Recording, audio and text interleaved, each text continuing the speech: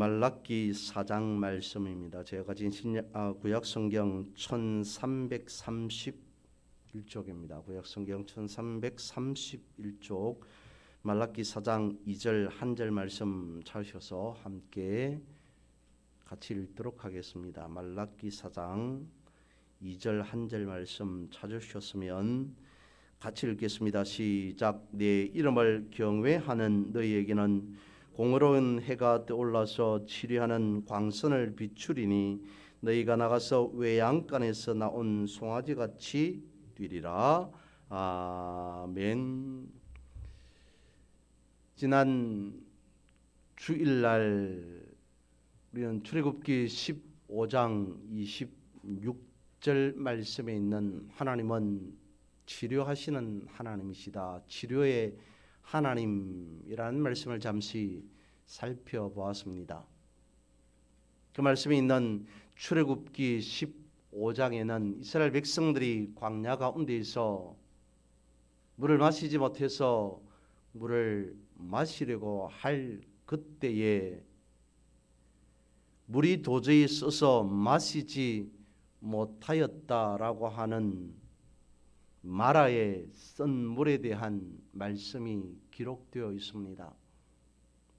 도저히 써서 마시지 못하는 그 물에 나뭇가지 하나를 던져 넣어서 물이 달게 하여서, 그러니까 물을 마실 수 있게 되어서 마셨더라라고 하는 그 말씀, 그 역사하심이 있는 뒤에 하시는 말씀이 나는 치료하는 하나님이다 라는 말씀을 하셨습니다. 거기에서 말씀하고 있는 치료라는 것은 회복해 하셨다는 것이죠.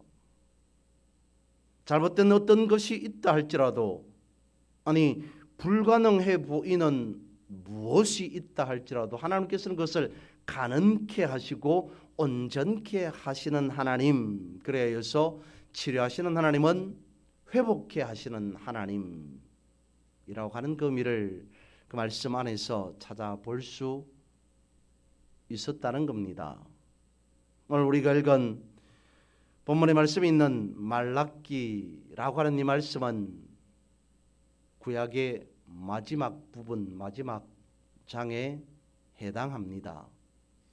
말라기의 전체 주제는 심판이라고 볼 수 있습니다. 하지만 심판을 위한 심판이 아닌 심판 속에서 하나님의 사랑과 하나님의 은혜로 온전케 됨을 말씀하고 있습니다. 그러니까 회개를 통해서 회복해 하신다라고 하는 말씀이 바로 구약을 마무리하고 있는 말라기 말씀이라는 거죠. 또한 더불어서 회개함으로 회복케 하신다, 온전케 하신다라고 하는 그 말씀이 바로 예수 그리스도의 오심을 예표하는 말씀으로까지 내다볼 수 있다는 겁니다. 우리가 말라기 4장 2절 말씀 한 절을 읽었습니다마는 2절 바로 앞부분, 그러니까 4장 1절 말씀에서는 용광로 불같은 날이 이를 것이다 라고 심판에 대해서 말씀하고 있습니다. 그러면서 이어서 2절 말씀에 보면 내 이름을 경외하는 자라고 하는 말씀이 등장하죠. 내 이름을 경외하는 너희에게는 이라고 말씀하고 있습니다. 그렇다면 여기서 내 이름, 그러니까 하나님의 이름을 경외하는 자란 어떤 자인가 라고 하는 것을 첫 번째로 살펴봅니다. 성경에서 말씀하고 있는 오인 내지는 악인은 어떤 사람이겠습니까? 성경에서 말씀하고 있는 선한 사람 내지는 악한 사람은 어떤 사람을 두고 선인 내지는 악인이라고 규정짓고 있는 것일까요? 죄라고 하는 것을 살펴봅니다. 죄라는 것이 나쁜 어떤 행동을 말하는 것이 아니라 이것이 죄라고 규정을 하죠. 화살이 관역을 향해서 나아가야 되는데 관역이 아닌 다른 곳을 향해 나아가는 것이 죄다라고 그렇게 말하기도 합니다. 관역을 향해 나아가야 될 화살이 다른 곳을 향해 나아간다는 것 자체가 죄라고 한다면 이는 하나님의 말씀을 중심 삼고 나아가야 될 우리 인생이 다른 것을 향해 다른 곳으로 나아간다면 그것 자체가 죄가 되어진다 라고 하는 것입니다. 하나님의 말씀을 중심 삼고 살아가야 됨에도 불구하고 말씀에서 벗어나는 비껴 나가는 삶 자체가 죄라는 것입니다. 그렇다면 하나님의 이름을 경외하는 자 혹은 하나님을 경외하는 자는 어떤 자가 되는 거겠습니까? 마태복음 7장에서 그 해답을 한번 찾아보고자 합니다. 마태복음 7장 말씀에는 집에 대한 말씀이 있습니다. 몇 가지의 비유 말씀 속에서 집에 대한 비유의 말씀이 기록되어져 있는데 그 말을 풀이해서 살펴보면 이렇습니다. 어떤 두 사람이 집을 지었습니다. 매우 근사한 집이었습니다. 보기에도 아주 좋아 보이는, 어쩌면 호화스럽기까지 하는 집일 수도 있습니다. 그래서 두 사람이 각각 한 채씩을 집을 지었습니다. 그러던 어느 날 비바람이 불어 닥칩니다. 심각한 홍수가 났습니다. 그러자 그때 집 한 채가 순식간에 홍수의 비바람에 떠내려 가버립니다. 흔적조차 찾을 수 없습니다. 왜 그럴까? 왜 집 한 채가 떠내려갔을까 알아보기 시작합니다. 집 자체에 문제가 있는가? 재료 자체에 문제가 있는가 살펴보았습니다. 아니었습니다. 좋은 재료, 제대로 된 재료, 집 구조에 문제가 있는가? 그렇지도 않았습니다. 정확한 구조로 제대로 된 집을 지었습니다. 그런데도 왜 떠내려갔을까라는 것을 살펴보다가 확인할 수 있었습니다. 확인했습니다. 집 자체에 문제가 있었던 것이 아니라 집터에 문제가 있었음을 알게 되었던 거죠. 두 채 중에 한 채는 모래 위에 집을 지었고 다른 한 채는 반석 위에 집을 지었던 겁니다. 두 채가 다 근사해 보이고 아름다워 보이고 멋져 보였으나 비바람이 불고 홍수가 났을 때 반석 위에 지은 집은 그대로 존속할 수 있었는데 모래 위에 지은 집은 떠내려갔더라라고 말씀하고 있습니다. 이를 우리의 인생으로 비유해 본다면, 집을 우리의 인생이라고 생각해 본다면, 우리의 인생이라고 하는 것은 어떤 집을 짓느냐가 문제가 아니라는 겁니다. 마태복음 7장에서 말씀하고 있는 집에 대한 비유는 우리가 살아가면서 어떻게 근사한 집을, 얼마만큼 좋은 집을, 아니 우리의 인생의 집이 초라한 초가집이더라도, 근사한 집이더라도, 대걸 같은 집이라 할지라도, 빌딩과 같은 집이라 할지라도 집의 목적이 이유가 있는 것이 아니라 어디에 이유가 있다고요? 집터에 문제가 있다는 겁니다. 어떤 집을 짓느냐가 아니라 어떤 터 위에 집을 짓느냐가 중요하다라고 마태복음은 말씀하고 있습니다. 그러면 반석이라고 하는 터 위에 집을 지었다라고 말씀하는 것은 오늘 본문의 말씀과 대표해 보면 이런 것이죠.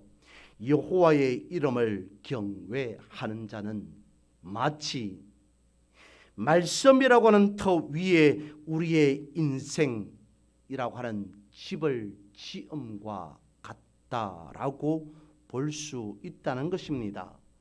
하나님의 이름을 경외하는 자라고 하는 것은 하나님의 이름으로 기록된 말씀에서, 그리고 그 말씀에 최종적으로 하나님께서 사인하고 결제한 그 말씀의 터 위에 우리의 인생을 세웠느냐 지었느냐라고 하는 것이 판가름되어진다라는 것입니다. 결국 어려운 자라고 하는 것은, 성경에서 말씀하고 있는 선한 자라고 하는 것은 말씀이라고 하는 터전 위에 살아가는 자를 선한 자 내지는 하나님의 이름을 경외하는 자라고 볼 수 있다는 겁니다. 그렇습니다. 말씀은 우리의 호흡이요 생명이라고 말씀하고 있습니다. 그래서 말씀이 그 속에 있는 자가 하나님을 경외하는 자라고 볼 수 있다는 것이죠. 그렇다면 말씀이 우리 안에 있어서 하나님을 경외하는 자라면 그에게 주어지는 축복과 은혜는 어떠하겠습니까? 무한하다는 거죠. 그 말씀을 오늘 두 번째 살펴보고자 하는 말씀에서 찾아보고자 합니다. 이렇게 보면 말씀하고 있습니다. 공의로운 해가 떠올라서 하나님의 그의 이름을 경외하는 자에게는 공의로운 해가 떠오를 것이다 라고 말씀하고 있습니다. 해라고 하는 것은 하나님을 비유의미하겠죠. 시편에서 이와 같이 표현하고 있습니다. 시편 84편 11절 말씀에 보면 여호와 하나님은 해요 방패이시라. 여호와께서 은혜와 영화를 주시며 정직하게 행하는 자에게 좋은 것을 아끼지 아니하실 것임이니이다. 해라고 하는 것은 강력한 빛이 있습니다. 햇빛은 모든 어둠을 몰아냅니다. 어둠이 있는 곳에 햇빛이 있으면 어둠은 존재할 수 없습니다. 햇빛은 어둠을 뚫고 모든 것을 환하게 밝게 해 줍니다. 하나님의 이름을 경외하는 자에게는 하나님의 햇빛이 비추어진다는 겁니다. 하나님의 거룩한 빛이 임한다라고 말씀하고 있습니다.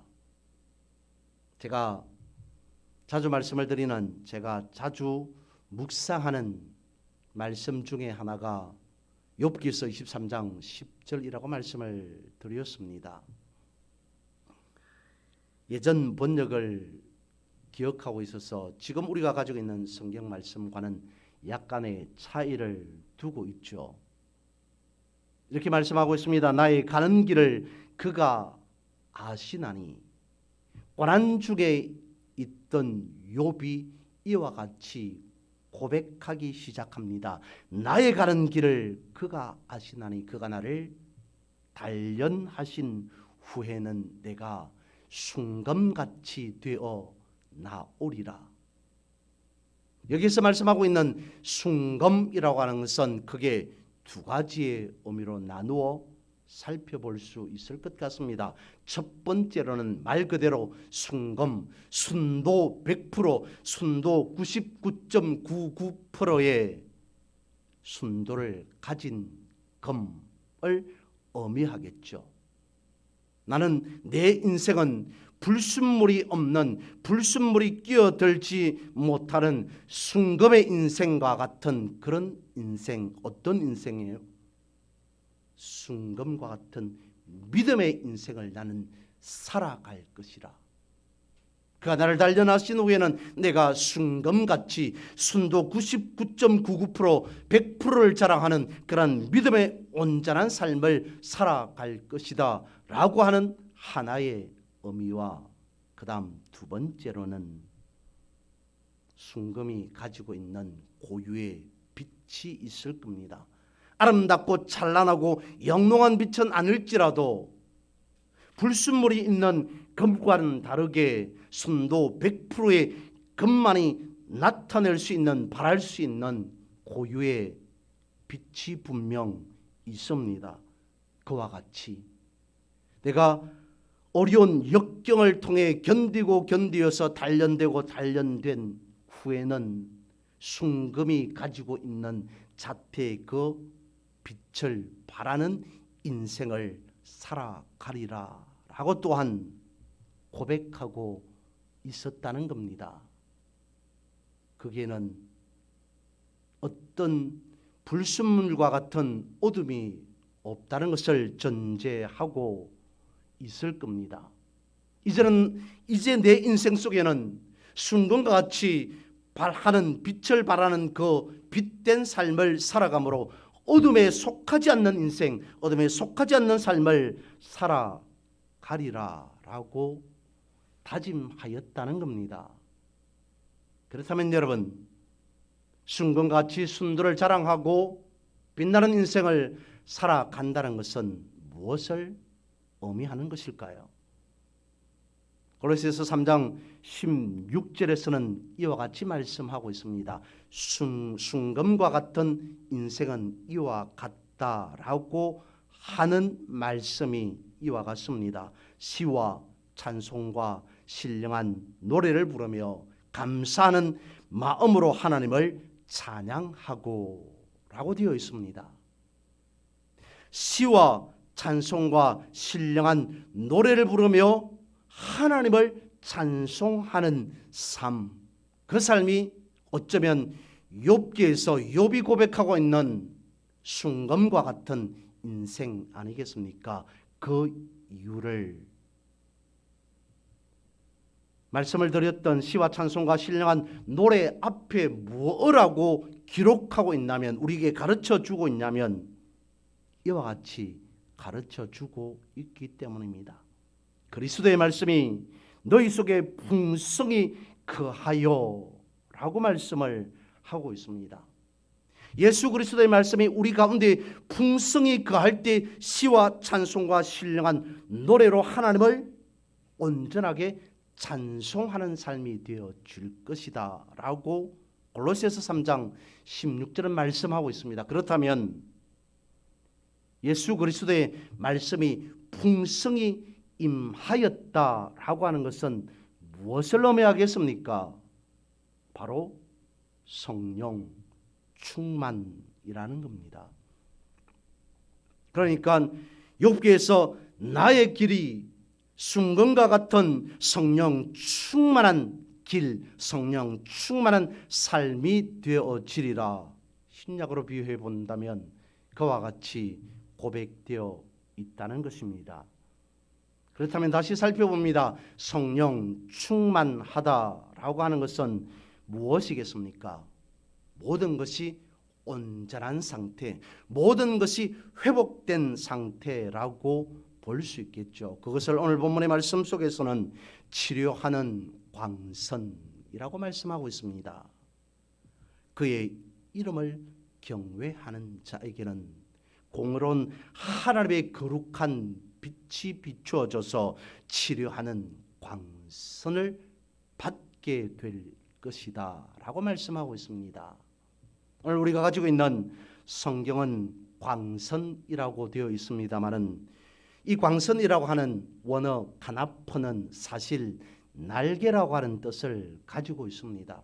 앞부분에 공의로운 어려운 해가 비출 것이다, 떠올 것이다 라고 말하여서 그 뒤에 자연스럽게 연결하기 위해서 광선이라고 번역되어 있는지는 모르겠으나 카다프라고 하는 원어에서는 광선이라기보다는 날개라고 하는 그 의미로 쓰여져 있습니다. 출애굽기 19장 4절에서 와 같은 날개라는 거죠. 이렇게 되어 있습니다. 내가 애굽 사람에게 어떻게 행하였음과 내가 어떻게 독수리 날개로 너희를 업어 내게로 인도하였음을 너희가 보았느니라. 하나님의 이름을 경외하는 자에게 하나님께서 비추시는 거룩한 해가 떠올라서 치료의 광선이 바라게 되어진다라고 하는 이 말씀은 그것이 광선이든 아니면 날개이든지 간에 하나님의 인도하심과 하나님의 지켜주심, 하나님의 보호하심이 있을 것이다 라고 하는 말씀이라는 겁니다. 세상의 다른 어떤 것으로 우리를 인도하고 지켜보호하는 것이 아니라고 말씀하고 있습니다. 하나님께서 친히 직접 치료하는 광선을 비추셔서 인도하고 보호해 주신다라고 말씀하고 있습니다. 이만큼 온전한 회복, 완전한 인도하심이 있겠습니까? 여러분, 하나님의 공의로운 해가 떠올라서 우리 안에 어둠이 물러간 회복된 삶이라고 하는 것은 다른 것이 아니라 말씀이라고 하는 반석 위에 터전 삼고 살아가는 인생을 말하고 있습니다. 그 인생을 오늘 본문에서는 치료하는 광선이 비추어진다라고 말씀하고 있습니다. 그러니까 예수 그리스도의 말씀으로 이루어지는 회복된 역사, 그것을 말씀하고 있습니다.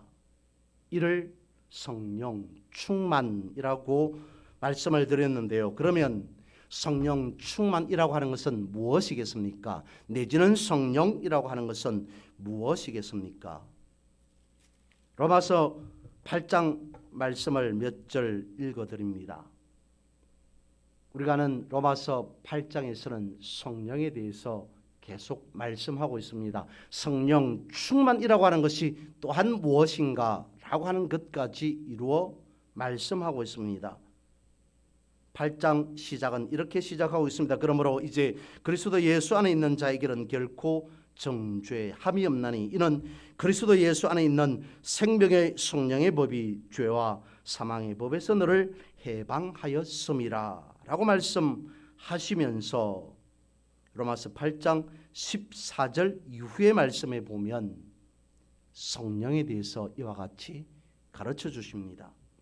무릇 하나님의 영으로 인도함을 받는 사람은 곧 하나님의 아들이라. 너희는 다시 무서워하는 종의 영을 받지 아니하고 양자의 영을 받았으므로 우리가 아빠 아버지라고 부르짖느니라. 성령이 친히 우리의 영과 더불어 우리가 하나님의 자녀인 것을 정언하시나니 자녀임은 또한 상속자 곧 하나님의 상속자요 그리스도와 함께 한 상속자니 우리가 그와 함께 영광을 받기 위하여 고난도 함께 받아야 할 것이니라. 성령이 무엇이며 성령 충만한 자는 어떤 자인가를 로마서에서는 이와 같이 말씀하고 있습니다.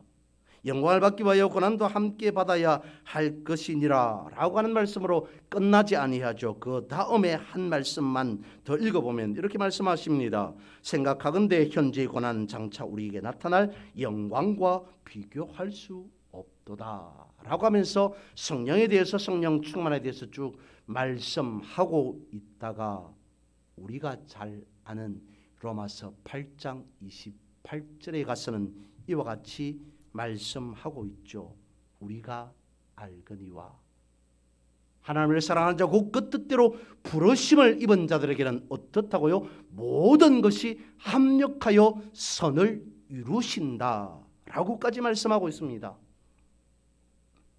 우리가 받아야 할 성령은 이와 같고 우리가 왜 성령 충만해야 되며 성령 충만한 그 이후에 놀라운 축복과 은혜는 이와 같다라고 말씀을 하시면서 로마서 8장 28절에 가서는 마지막 부분에 이렇게 말씀하고 있습니다. 이와 같이 모든 것이 어떻게 해요? 합력하여 선을 이루게 되어진다. 합력하여 선을 이룬다라고 분명하게 말씀하고 있습니다. 이 말씀은 곧 온전한 치유와 회복됨이라고 하는 것을 의미한다는 것이겠죠. 그렇습니다. 오늘 본문에 있어 우리가 말씀을 살펴본다면 말씀을 기초 삼고 말씀 안에 사는 자를 성령 충만한 자라고 볼 수 있다는 겁니다. 성령 충만한 자라고 하는 것은 말씀 안에서 모든 것이 회복된 자라고 볼 수 있다는 것이죠. 하나님 예수 그리스도의 말씀 안에서 모든 것을 치유받은 자, 치료받은 자라고 볼 수 있다는 겁니다. 그것을 우리는 구원이라고 표현하기도 합니다. 그렇습니다. 오늘 본문에서 말씀하고자 하는 치료의 광선이라고 하는 그 의미는 이와 같이 우리는 예수 그리스도의 십자가의 은혜를 입은 자이다. 예수 그리스도의 십자가가 우리 가운데 임함으로 우리가 치료하는 광선을 받은 자이다라고 말씀하고 있습니다. 치료하는 광선을 허락받은 우리는 참된 기쁨과 참된 자유를 누리는 자입니다. 그러므로 매 순간 우리는 예수 그리스도와 함께 예수 그리스도의 말씀으로 온전한 믿음의 고백을 드리며 그의 이름을 경외하는 자로 살아가야 할 줄로 믿습니다. 이러한 믿음 안에서 늘 언제나 승리의 삶을 살아가는 여러분 되기를 주님의 이름으로 축복합니다.